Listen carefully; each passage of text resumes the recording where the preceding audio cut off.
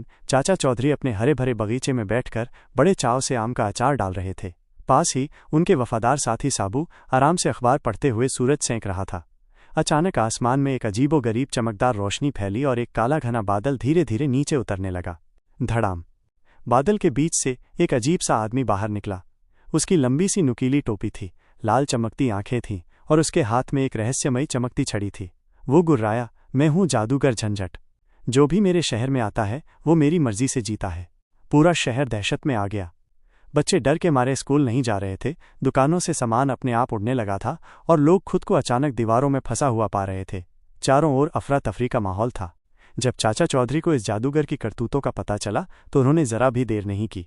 तुरंत अपनी पुरानी लाल साइकिल निकाली और साबू को आवाज़ दी, साबू, इस बार मामला थोड़ा जादुई है। इस जादूगर से निपटने के लिए दिमाग की स्पीड कंप्यूटर से भी तेज होनी चाहिए। साबू मुस्कुराया, उसकी मजबूत भुजाएं फड़क उठीं और मेरी मसल्स बिजली से तेज काम करेंगी चाचा जी। अगले दिन चाचा चौधरी और साबू सीधे जादूगर झंझट की रहस्यमयी हवेली की ओर बढ़े।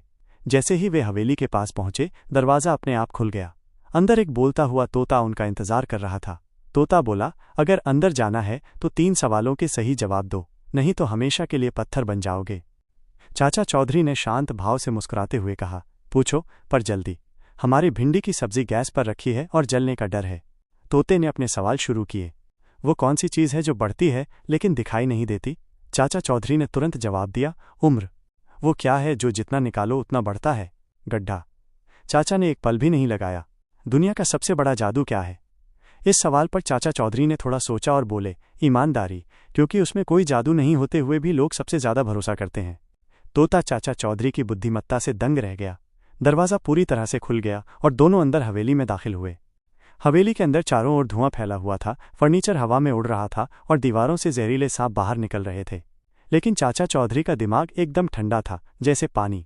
चाचा चौधरी ने ऊंची आवाज़ में कहा, झंझट जी, बाहर आइए, आपको एक चीज़ दिखानी है। जादूगर झंझट गुस्से में बाहर आया और गुर्राया, तुम मेरे जादू से कैसे बचे?